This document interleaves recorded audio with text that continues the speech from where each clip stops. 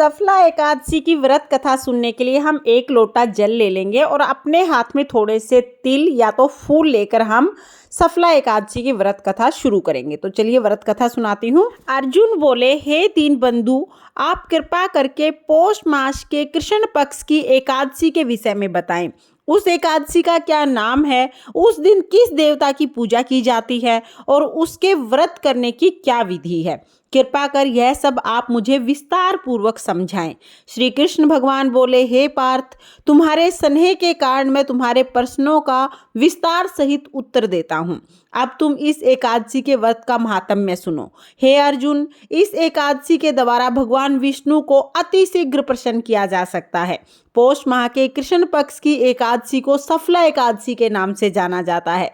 इस एकादशी के आराध्य देव नारायण हैं। इस एकादशी के दिन श्रीमन नारायण जी का विधिवत पूजन किया जाता है। हे अर्जुन, इसे सत्य मानो कि जिस भांति नागों में शेष नाग, पक्षियों में गरुड़, ग्रहों में सूर्य चंद्रमा, यज्ञों में अश्वमेघ और देवताओं में भगवान विष्णु श्रेष्ठ हैं, उसी प्रकार सभी व्रतों में एकादशी व्रत श्रेष्ठ है। हे पांडुनंदन, एकादशी का व्रत करने वाले भगवान विष्णु को अति प्रिय होते हैं। इस एकादशी में नींबू, नारियल, नैवेद्य आदि अर्पण करके भगवान नारायण की पूजा की जाती है। मनुष्य को 5 सहस्त्र वर्ष तपस्या करने का जितना फल मिलता है, उतना फल इस व्रत को करने से मिल जाता है। हे अर्जुन, अब तुम सफला एकादशी की व्रत कथा ध्यान पूर्वक सुनो। बहुत समय पूर्व चंपावती नगरी में महिष्मान नामक एक राजा राज करता था। उसके 4 पुत्र थे।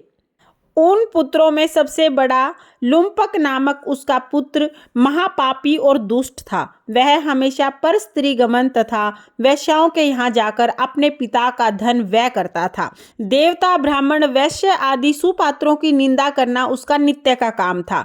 प्रजाजन भी उसके कुकर्मों से बहुत दुखी थे, किंतु राजपुत्र होने के कारण सब चुपचाप उसके अत्याचार को सहन करने पर विवश थे और किसी का भी इतना साहस नहीं होता था कि राजा को शिकायत कर पाए। किंतु बुराई अधिक समय तक पर्दे में नहीं रहती है। एक दिन राजा महिष्मान को अपने कुकर्मी पुत्र के विषय में पता चला। तब राजा ने अत्यधिक क्रोधित होकर उसे अपने राज्य से निकाल दिया। पिता द्वारा त्यागते ही लुम्पक सबके द्वारा त्याग दिया गया। तब वह सोचने लगा कि अब मैं क्या करूं, कहाँ जाऊं। अंत में उसने रात्रि को पिता की नगरी में चोरी करने की ठानी। वह दिन में राज्य के बाहर रहने लगा और रात को अपने पिता की नगरी में जाकर चोरी करता तथा अन्य बुरे कर्म करने लगा। रात्रि में वह जाकर नगर के निवासियों को मारता और कष्ट देता। वन में वह पशु पक्षियों को मारकर उनका भक्षण करता। किसी किसी राज्य वह नगर में चोरी चकारा आदि करते हुए पकड़ा जाता तो राजा के डर से पहरेदार उसे छोड़ देते।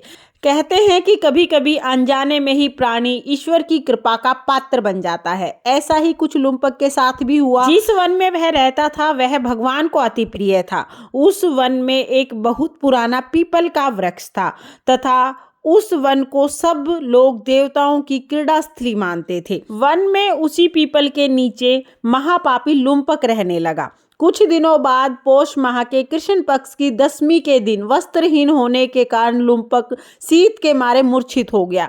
शीत के कारण वह रात्रि को न सो सका। उसके हाथ पैर अकड़ गए। उस दिन वह रात्रि बड़ी कठिनता से कटी, परंतु सूर्य नारायण के उदय होने पर भी उसकी मूर्छा नहीं खुली। वह ज्यों का त्यों पड़ा रहा। सफला एकादशी के मध्याह्न तक वह दुराचारी मूर्छित होकर पड़ा रहा। जब सूर्य के तपने से उसे कुछ गर्मी मिली तब मध्याह्न में कहीं उसे होश आया। वह अपने स्थान से उठकर गिरते पड़ते वन में भोजन की खोज करने लगा। उस दिन वह जीवों को मारने में असमर्थ था, इसलिए जमीन पर गिरे हुए फलों को खाकर पीपल के वृक्ष के नीचे आ गया। तब तक सूर्य भगवान अस्त हो गए थे। भूखे होने के बाद भी वह उन फलों को नहीं खा सका, क्योंकि कहाँ तो वह नित्य जीवों को मारकर उनका मांस खाता था और कहाँ ये फल। उसे फल खाना बिल्कुल भी रुचिकर नहीं लगा। अतः उसने उन फलों को पीपल की जड़ में रखा और कहा कि हे भगवान, यह फल आपको ही अर्पण करता हूँ। इन फलों से आप ही तृप्त हो जाएं।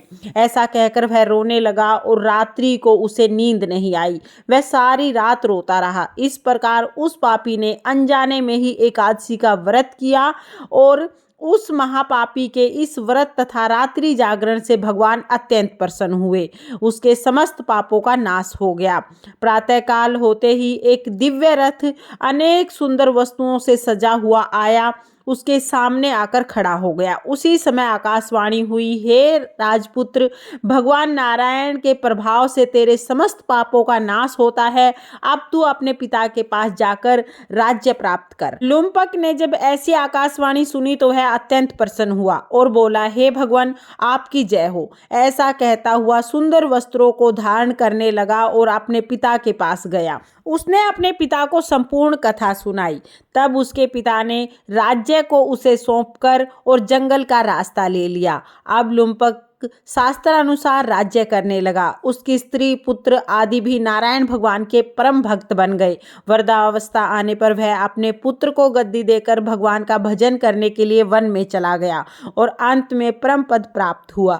हे अर्जुन, जो मनुष्य भक्ति पूर्वक सफला एकादशी का व्रत करते हैं उनके सभी पाप नष्ट हो जाते हैं और अंत में मुक्ति मिलती है। हे अर्जुन, उन मनुष्यों को पूंछ और सींगों से रहित पशु समझना जो इस सफला एकादशी के व्रत का महत्व नहीं समझते हैं। सफला एकादशी का महात्म्य पढ़ने और सुनने से ही मनुष्य को राजसूय यज्ञ के समान फल प्राप्त होता है। ये थी सफला एकादशी की व्रत कथा। अब हम एक गणेश जी की कथा जरूर सुनेंगे। एक बार एक गांव में मेला लगा था। सब लोग मेले में जा रहे थे। एक छोटी सी लड़की ने जिद कर ली कि माँ, मैं भी मेले में जाऊंगी। उसकी माँ ने कहा, नहीं बेटा, वहाँ बहुत भीड़ होगी, तुम कहीं गिर पड़ जाओगी। लेकिन लड़की नहीं मानी।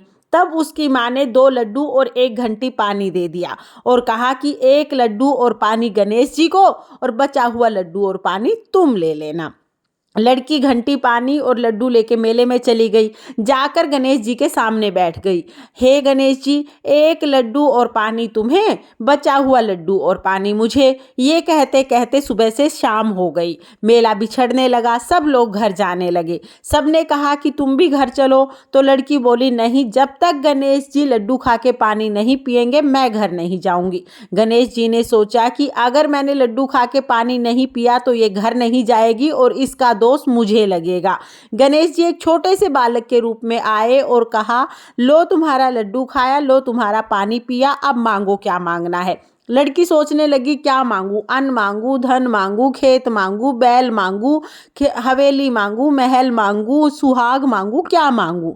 ये सोच रही थी। तभी लड़का बोला कि जो जो तुमने सोचा है वो सब हो जाएगा, अब तुम अपने घर चली जाओ। लड़की अपने घर आ गई। उसकी माँ बोली, बेटा इतना टाइम कहाँ लगा दिया? तब वो बोली, माँ, आपने ही तो कहा था कि गणेश जी को लड्डू खिला के पानी पिला के आना। मैं तो गणेश जी को लड्डू खिला के पानी पिला के आई हूँ। जैसे ही लड़की ने अपनी बात पूरी की तो उसके घर में अन्न धन जो जो उसने सोचा था वो सब हो गया। हे गणेश जी महाराज, जैसे आपने उस लड़की की इच्छा पूरी की, जैसे उसके घर को अन्न धन से भरा, वैसे ही इस कहानी को कहते सुनते हुकारा भरते सबकी सब मनोकामनाएं पूर्ण करना और सबके घर को अन्न धन से भर देना। ये थी गणेश जी की कथा। इस तरह से सफला एकादशी की व्रत कथा पूर्ण हो जाएगी। कथा सुनने के बाद जो आपने हाथ में तिल लिए हैं वो हम श्री हरि विष्णु भगवान को, गणेश जी को समर्पित कर देंगे। तो इस तरह से हमारी जो कथा है वो पूर्ण हो जाएगी। आपको ये कथा कैसी लगी कमेंट करके ज़रूर बताना। और अगर ये वीडियो आपको पसंद आया हो, वीडियो आपके लिए थोड़ा बहुत भी यूजफुल हो, तो प्लीज़ वीडियो को लाइक कर देना। और हम महिलाएं घर में तीज त्योहार कैसे करते हैं ये देखने के लिए मेरे चैनल को सब्सक्राइब कर लेना। तो चलिए फिर मिलते हैं किसी और वीडियो में। तब तक के लिए जय श्री कृष्णा, राधे राधे।